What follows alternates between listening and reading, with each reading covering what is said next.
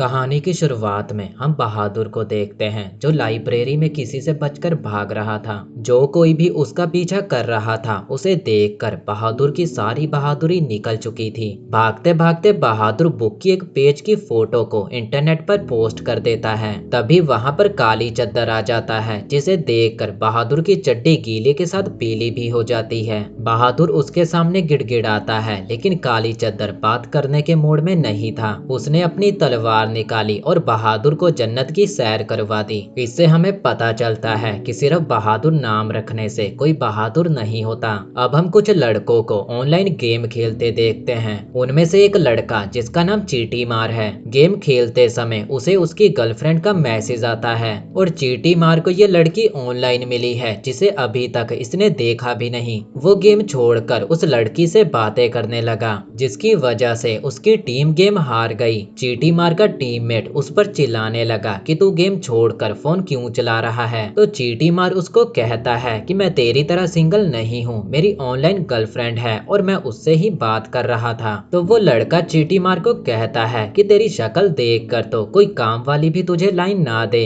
हालांकि चीटी मार को उसकी बातों का कोई फर्क नहीं पड़ा और वो घर आकर उसी लड़की से बातें करने लगा। चीटी मार का मन किया कि वो उस लड़की को देखे तो वो उस लड़की को वीडियो कॉल मिला देता है, पर जब सामने से कोई वीडियो कॉल उठाता है तो सामने कोई लड़की नहीं बल्कि एक मोटा सा आदमी बैठा था और यही आदमी इतने दिनों से चीटी मार का काट रहा था। वो आदमी तुरंत वीडियो कॉल काट देता है। उस आदमी को देखकर चीटी मार के पैरों तले जमीन खिसक चुकी थी। अगले दिन चीटी मार अपने दोस्त काला कलूटा को इसके बारे में बताता है तो काला कलूटा उसे कहता है कि तेरा कटा है और ऐसा कटा है कि अब कटने लायक बचा नहीं है। तभी वहां पर उनकी क्लास के कुछ बदमाश बच्चे आकर चीटी मार का फोन छीन लेते हैं और वो चीटी मार की उस चैट को पढ़ने लगते हैं जो उसने अपनी गर्लफ्रेंड के साथ आधी रात में चद्दर के अंदर घुसकर की थी। चीटी मार शर्मा जाता है और अपना मुंह छुपाकर वहां से जाने लगा, लेकिन तभी उसकी टीचर उसे रोक लेती है और अपने साथ चलने को कहती है। वो चीटी मार को ऑफिस रूम में लेकर गई जहां वो चीटी मार से पूछती है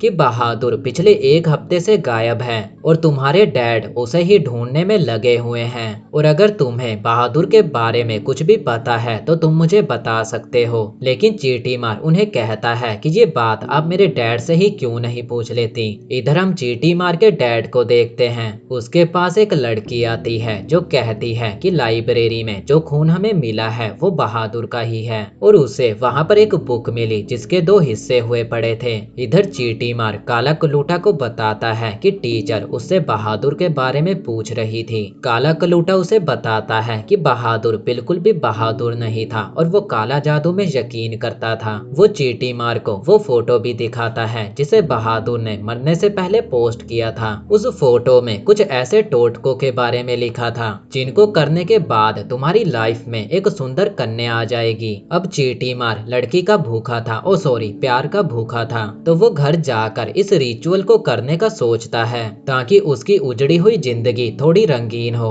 अब वो घर आकर उस टोटके को करने लगा। उस टोटके को पूरा करने के लिए वो अपना खून भी चढ़ाता है, लेकिन इतना करने के बाद भी कुछ भी नहीं होता। अब अगले दिन जब चीटी मार स्कूल जा रहा था तो वो देखता है कि एक सुंदर लड़की उसे हाय कर रही है। चीटी मार को तो अपनी किस्मत पर यकीन ही नहीं हो रहा था, तो उसे लगता है कि शायद टोटका काम कर गया। लेकिन जब चीटी मार भी उसे हाय करता है तो वो लड़की उसे कहती है क्या बे क्या देख रहा है, चल साइड में हट। वो लड़की चीटी मार को नहीं बल्कि उसके पीछे खड़े दूसरे लड़के को हाय कर रही थी। अब फिर से चीटी मार की सारी खुशियां उसकी मुट्ठी में घुस चुकी थी। लेकिन तभी मौसम बदल गया, आसमान में काले बादल छा गए। आसमान में एक पोर्टल खुलता है जिसमें से एक खूबसूरत कन्या बाहर निकलकर धरती पर उतरती है। वो चीटी मार को कहती है कि मेरा नाम चवन्नी है, मेरे पास ज्यादा समय नहीं है तो चल करते हैं। चीटी मार को कुछ भी समझ नहीं आ रहा था तो वो शर्मा कर वहां से भाग जाता है। वो अपने रूम में आकर चवन्नी के बारे बारे में सोचने लगता है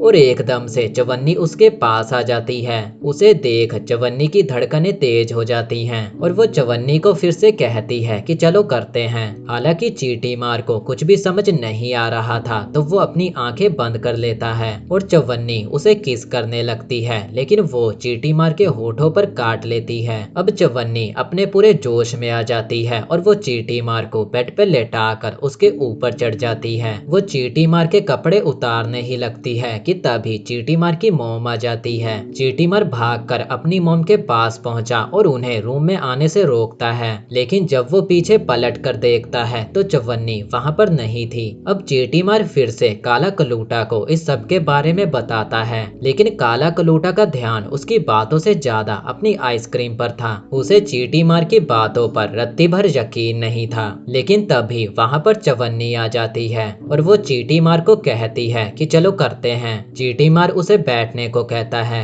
लेकिन वो फिर से चींटी मार को कहती है कि आखिर हम कब करेंगे। तो चींटी मार उसे कहता है कि तुम मेरे साथ ही क्यों करना चाहती हो, जिस पर चवन्नी कहती है कि तुमने उसे टोटके को किया जिसकी वजह से मैं धरती पर आई, और अगर अब तुमने मेरे साथ गुलू गुलू नहीं किया तो मैं फिर से गायब हो जाऊंगी। चींटी मार शर्माते हुए कहता है कि वो सब तो ठीक है, लेकिन उससे पहले हमें एक दूसरे को जान लेना चाहिए। इसी दौरान काला कलूटा देखता है कि चवन्नी बिल्कुल वैसी दिखती है जैसी फोटो बहादुर ने इंटरनेट पर पोस्ट की थी। अब चींटी मार और चवन्नी बाहर घूमने जाते हैं, लेकिन रास्ते में उन्हें वही लड़का मिलता है जो गेम में चींटी मार का टीममेट था। वो चींटी मार को चवन्नी के सामने नीचा दिखाता है और वो चवन्नी को कहता है कि तू इस लल्लू को छोड़कर मेरे साथ मेरे कजन गुलू गुलू की पार्टी में चल, जहाँ तुझे बहुत मजा आएगा। उनके जाने के बाद चींटी मार चवन्नी को बताता है कि गुलू गुलू चमन फैमिली से है और उन चमन लोगों की पार्टी में सिर्फ चमन चूतिए आते हैं और तुझे वहाँ जाने की जरूरत नहीं। चमन नाम सुनकर चवन्नी चींटी मार को कहती है कि मुझे अभी के अभी तुम्हारे साथ करना है, लेकिन चींटी मार अभी इसके लिए तैयार नहीं था। पता नहीं इस चींटी मार को किस चीज का इंतजार है।